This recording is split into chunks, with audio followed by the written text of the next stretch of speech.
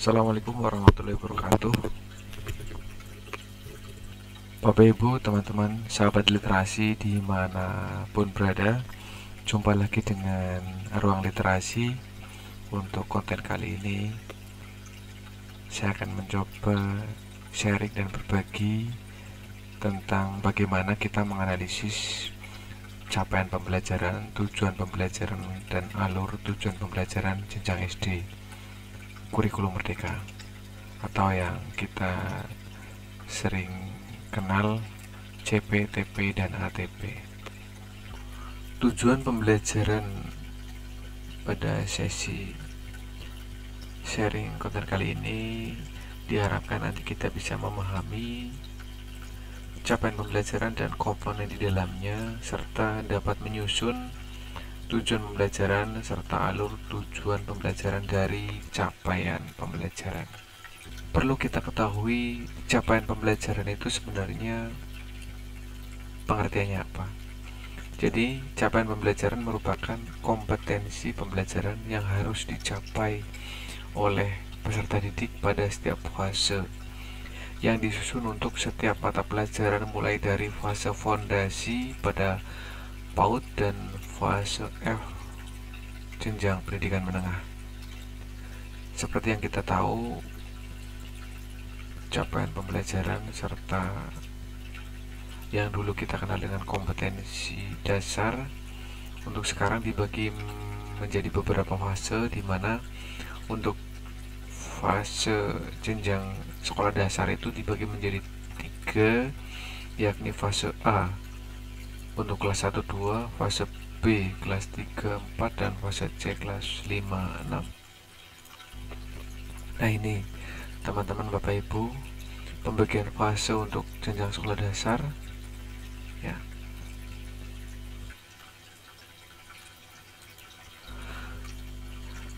Bapak Ibu, untuk komponen capaian pembelajaran itu ada 5 ya, yang penting kita ketahui. Yang pertama, rasional mata pelajaran. Ini dimaksudkan sebagai sebuah alasan kita mempelajari mata pelajaran tersebut itu diuraikan di rasional mata pelajaran. Dan kemudian di situ juga dijelaskan keterkaitan antar mapel dengan salah satu atau lebih profil pelajar Pancasila, di mana kita tahu ada 6 dimensi profil pelajar Pancasila. Keenam dimensi profil belajar Pancasila diantaranya yang pertama beriman, bertakwa kepada Tuhan Yang Maha Esa, dan berakhlak mulia. Yang kedua mandiri, ketiga bergotong royong, keempat berkebinekaan global, kelima bernalar kritis, dan keenam kreatif. Itu Bapak Ibu untuk rasional mata pelajaran. Kemudian untuk yang kedua, tujuan mata pelajaran ini berisi tentang kemampuan apa yang perlu dicapai peserta didik setelah mempelajari mata pelajaran tersebut. Begitu. Yang ketiga, karakteristik mata pelajaran. Ini berisi deskripsi umum tentang apa-apa yang dipelajari dalam mata pelajaran. Kemudian juga berisi elemen-elemen atau domain mata pelajaran serta deskripsinya. Jadi nanti setiap mapel itu ada elemen-elemen domain ya, beserta uraian deskripsinya yang diuraikan di karakteristik mata pelajaran. Yang keempat, capaian dalam setiap fase secara keseluruhan. Di sini berisi kompetensi pembelajaran yang harus dicapai peserta didik pada setiap fase. Dibuat dalam bentuk pernyataan yang disajikan dalam paragraf utuh. Kemudian yang kelima, capaian dalam setiap fase menurut elemen. Ini dibuat dalam bentuk matriks, setiap elemen dipetakan menurut perkembangan peserta didik. Jadi capaian itu ada yang keseluruhan dan ada yang tiap elemen. Nanti yang diturunkan menjadi tujuan pembelajaran ini adalah capaian pembelajaran yang dikelompokkan berdasarkan masing-masing elemennya, begitu. Elemen dalam capaian pembelajaran. Setiap capaian pembelajaran suatu mata pelajaran memiliki beberapa elemen atau kelompok kompetensi esensial yang berlaku sama untuk semua fase pada mata pelajarannya. Masing-masing elemen tersebut memiliki capaian per fasenya sendiri yang saling menunjang untuk mencapai pemahaman yang dituju. Dan yang ketiga, elemen sebuah mata pelajaran mungkin saja sama atau berbeda dengan mata pelajaran lainnya. Hal tersebut disesuaikan dengan karakteristik pada masing-masing mata pelajaran. Untuk elemen tiap mata pelajaran itu beda, dan mungkin ada kesamaan. Ini sudah disesuaikan dengan karakteristik mata pelajaran. Contoh elemen mapel untuk CP Matematika itu elemennya ada bilangan, aljabar, pengukuran, geometri, analisis data, dan peluang. CP IPA ada pemahaman IPA dan keterampilan proses. CP Bahasa Indonesia ada menyimak, membaca dan memirsa, berbicara dan mempresentasikan, kemudian menulis. CP Seni ada berpikir dan bekerja artistik, mengalami, menciptakan, merefleksikan, dan berdampak. Jika ada kata memahami dalam CP, ya, ini yang sedikit pemahaman yang perlu kita ketahui ya, Bapak Ibu, teman-teman semuanya. Jika ada kata memahami dalam capaian pembelajaran, capaian pembelajaran ini disusun dengan menggunakan pendekatan konstruktivisme yang membangun pengetahuan berdasarkan pengalaman nyata dan kontekstual. Ya, konsep memahami dalam capaian pembelajaran menurut teori konstruktivisme merupakan pengetahuan yang tertinggi. Oleh karena itu, jika ada kata memahami, tidaklah dimaksudkan sama dengan gradasi C2 dalam taksonomi Bloom, revisi Anderson, namun lebih dari C2. Maksudnya, Bapak Ibu, sebelumnya kita pahami bersama untuk pemahaman itu memahami ada di C2 ya, kalau di taksonomi Bloom, revisi Anderson. Nah, dalam CP ini, memahami itu tidak sekedar hanya C2 yang dimaksud di Anderson, pemahaman dengan KKO menjelaskan dan yang lainnya. Namun lebih dari itu, memahami ini menjadi konsep pemahaman tertinggi di konstruktivisme. Artinya, kalau kita hubungkan dengan memahami di Anderson, taksonomi Bloom-nya itu, tidak sekedar di C2, tapi bisa lebih dari itu, C5 bahkan C6. Begitu teman-teman. Ini kita ingat acuan teori dalam merumuskan tujuan pembelajaran itu yang sudah kita sering pelajari, ada taksonomi Bloom, revisi Anderson, dan Cardwell 2001. Ada 6 aspek pemahaman yang dikembangkan oleh Wiggins 2005. Ada 6 level taksonomi Marzano.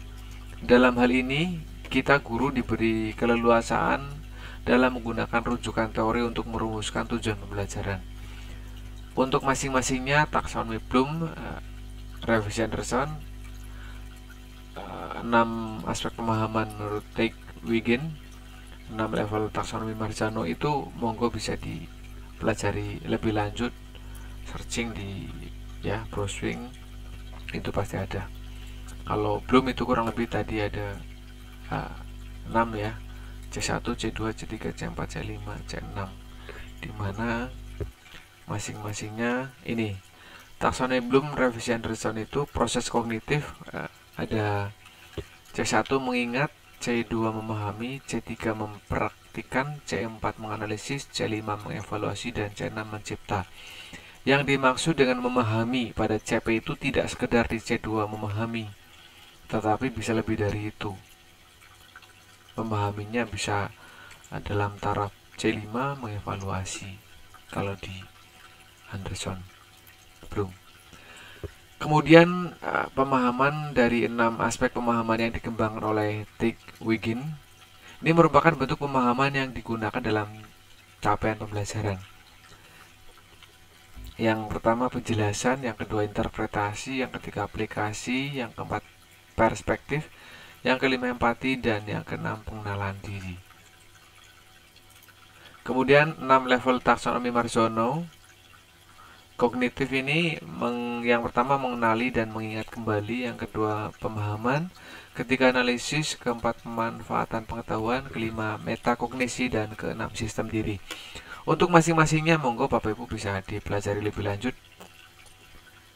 Teman-teman Bapak Ibu semuanya, tujuan pembelajaran atau yang kita kenal dengan TP itu diturunkan dari CP, capaian pembelajaran, kemudian turunlah menjadi tujuan pembelajaran, di mana tujuan pembelajaran itu jika dikembangkan dari capaian pembelajaran itu berisi kompetensi, konten, dan variasi.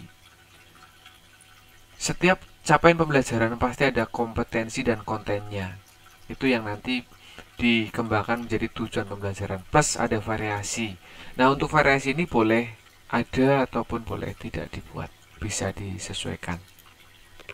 Nah, cara merumuskan tujuan pembelajaran. Nah, ini ada cara secara langsung dari CP, ada menganalisis kompetensi dan lingkup materi pada capaian pembelajaran, ada juga merumuskan TP lintas elemen CP.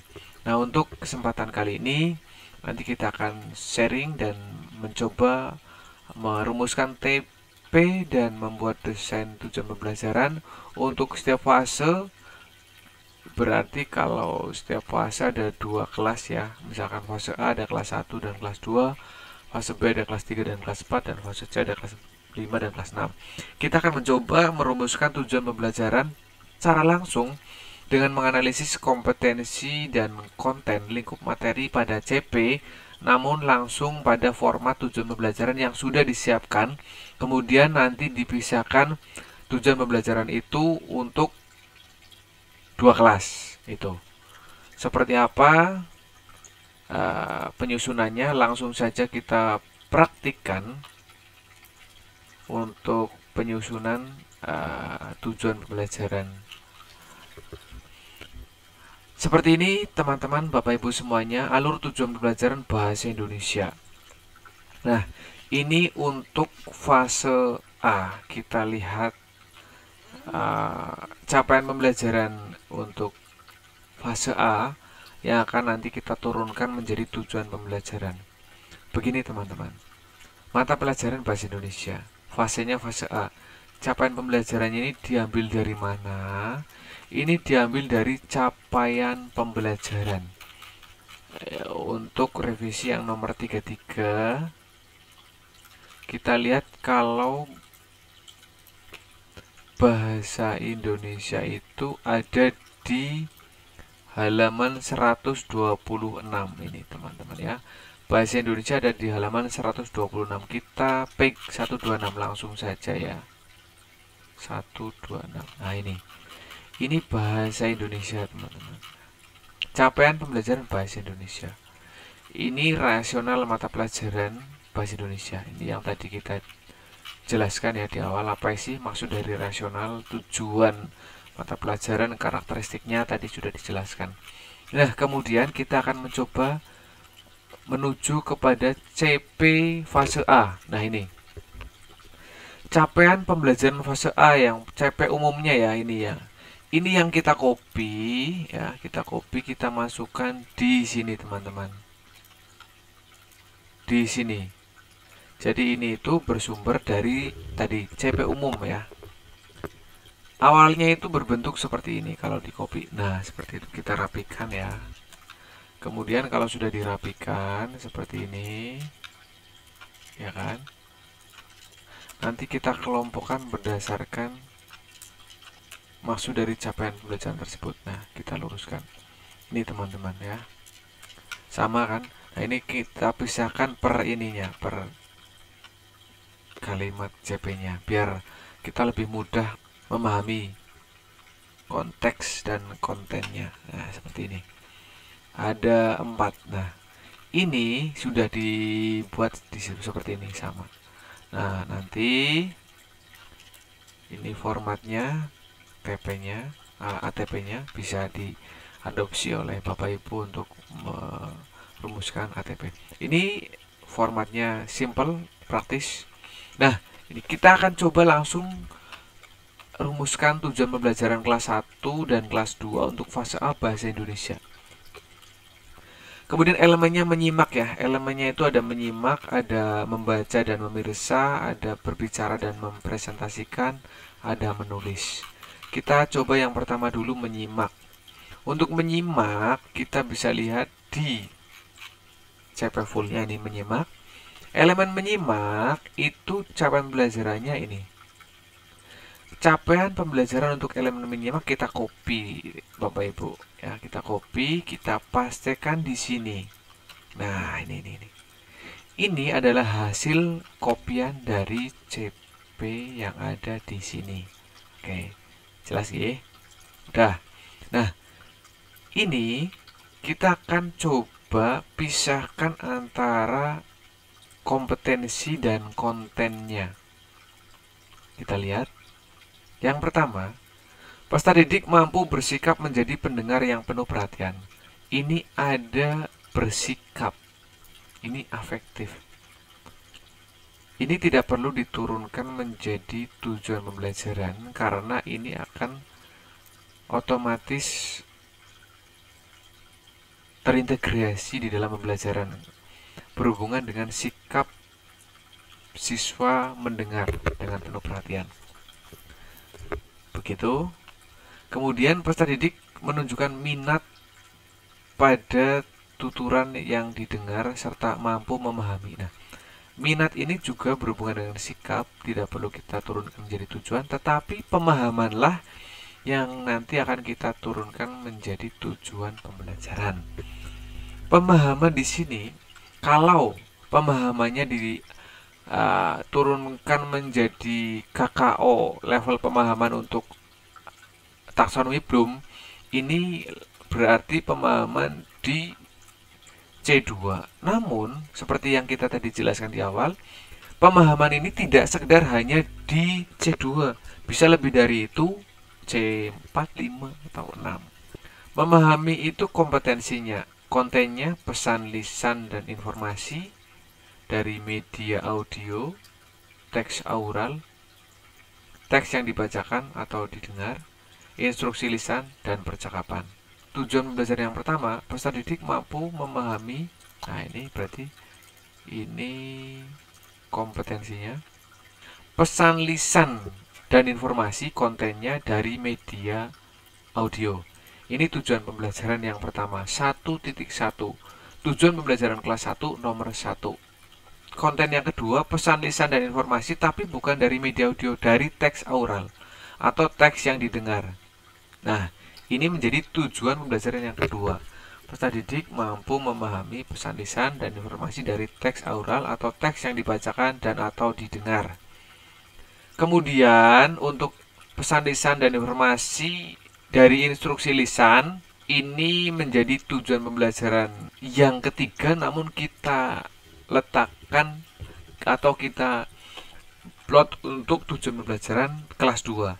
Jadi ini 2.1 kelas 2 tujuan pembelajaran yang pertama.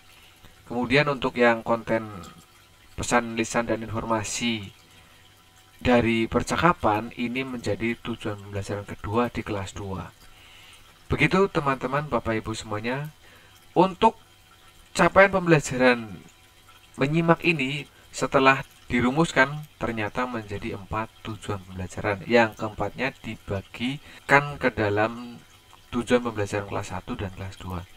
Bagaimana kita membaginya? Ini kita bisa memilih kontennya itu kompleksitasnya atau tingkat kesulitannya tinggian mana.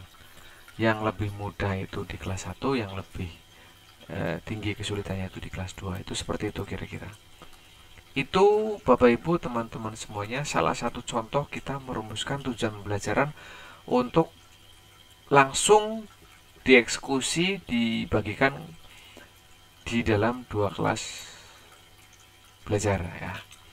Kemudian untuk contoh elemen membaca dan memirsa, ini juga CP-nya kita copy dari CP elemen membaca dan memirsa ini. Dari CP33 kita paste di sini.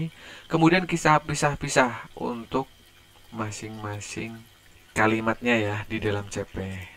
Di sini kita lihat yang pertama, peserta didik mampu bersikap menjadi pembaca dan pemirsa yang menunjukkan minat terhadap teks yang dibaca atau dipirsa.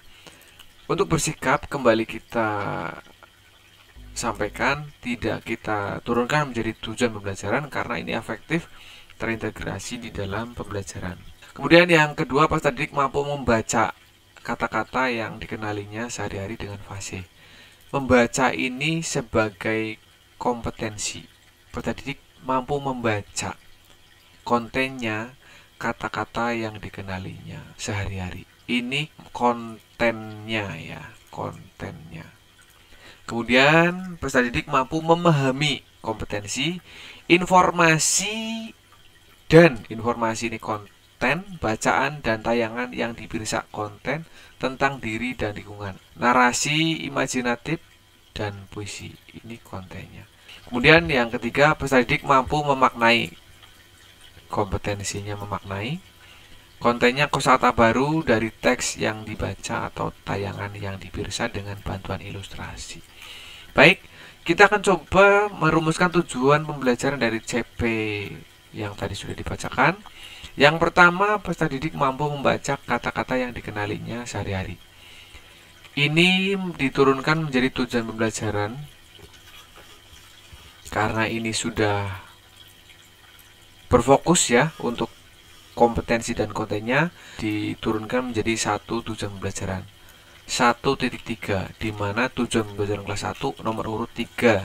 Oke ya, berarti kita sudah dapat 3 TP untuk kelas 1. Kemudian peserta didik mampu memahami informasi dari bacaan dan tayangan yang dipirsa tentang diri dan lingkungan, narasi, imajinatif, dan puisi anak. Ini nanti kita akan pecah menjadi 3 tujuan pembelajaran. Yang pertama, peserta didik mampu memahami informasi dari bacaan dan tayangan yang dipirsa tentang diri dan lingkungannya. Kontennya itu informasi dan bacaan. Informasi dari bacaan dan tayangan yang dipirsa tentang diri dan lingkungannya. Nah, konten yang kedua untuk tujuan pembelajaran kedua itu peserta didik mampu memahami informasi dari bacaan dan tayangan yang dipirsa tentang narasi imajinatif. Kemudian yang ketiga, kontennya, tujuan pembelajarannya diturunkan. Peserta didik mampu memahami informasi dari bacaan dan tayangan yang dipirsa tentang puisi anak. Untuk capaian pembelajaran ini kita turunkan menjadi 3 tujuan pembelajaran. Nah, ini yang pertama untuk tentang diri dan lingkungan menjadi tujuan pembelajaran keempat. Narasi dan imajinatif menjadi tujuan pembelajaran ketiga di kelas 2. Dan puisi anak menjadi tujuan pembelajaran keempat di kelas 2. Kemudian yang capaian pembelajaran, peserta didik mampu memaknai kosakata baru dari teks yang dibaca atau tayangan yang dipirsa dengan bantuan ilustrasi. Ini menjadi tujuan pembelajaran kelima di kelas 2. Itu teman-teman semuanya. Jadi tidak mesti setiap elemen itu tujuan pembelajarannya akan sama di masing-masing kelas. Bisa jadi setelah diturunkan, kayak ini contohnya ya, dari CP membaca dan memirsa ini ternyata hanya menghasilkan 2 tujuan pembelajaran untuk kelas 1 dan 3 pembelajaran untuk kelas 2. Akan berbeda setiap guru dalam mengembangkan tujuan pembelajaran. Ini bisa disepakati bersama dengan rekan guru. Misalkan guru kelas 1 dan kelas 2 menyusun bersama ya. Ini nanti akan menjadi bahan diskusi di masing-masing guru tersebut. Bisa disepakati. Kemudian untuk elemen berbicara dan mempresentasikan, ini setelah dianalisis menghasilkan 6 tujuan pembelajaran, di mana 3 untuk kelas 1 dan 3 untuk kelas 2. Sama seperti yang tadi disampaikan, merumuskan tujuan pembelajaran, memisahkan antara kompetensi dan konten. Begitu teman-teman, Bapak Ibu, kurang lebih bagaimana kita merumuskan tujuan pembelajaran yang diturunkan secara langsung dari capaian pembelajaran. Pada intinya, kalau kita bisa memahami yang mana yang kompetensi dan mana yang konten, itu nanti kita bisa dengan mudah mengembangkannya menjadi tujuan pembelajaran. Tujuan pembelajaran format seperti ini dimaksudkan agar Bapak Ibu bisa langsung memisahkan tujuan pembelajaran tersebut masuk di kelas mana, kelas 1 atau kelas 2. Nah, kemudian untuk jam pelajarannya disesuaikan dengan jam pelajaran yang sudah ada di Permen 262 tahun 2022. Untuk jam pelajaran kelas 1, jam pelajaran Bahasa Indonesia untuk alokasi intrakurikuler per tahun itu ada 216. Kemudian alokasi P5-nya per tahun ada 72 dengan total jam belajar itu ada 282. Kita fokus di 216 ya. Artinya bahasa Indonesia itu nanti keseluruhan itu ada 216, nanti dibagi menjadi berapa tujuan pembelajaran. Nah, ketemunya akan seperti apa? Jumlah jamnya itu nanti akan ditentukan dan disesuaikan oleh Bapak Ibu selaku guru kelas. Itu Bapak Ibu teman-teman semuanya untuk sedikit sharing tentang bagaimana kita menyusun alur tujuan pembelajaran dan tujuan pembelajaran dari capaian pembelajaran secara langsung untuk 2 kelas sekaligus. Semoga bermanfaat, semoga bisa menginspirasi Bapak Ibu dalam menyusun ATP TP dari CP. Terima kasih. Demikian konten yang bisa saya bagikan. Semoga bermanfaat. Cukup sekian, salam literasi untuk semua sahabat literasi di seluruh tanah air. Sekian, sampai jumpa. Assalamualaikum warahmatullahi wabarakatuh.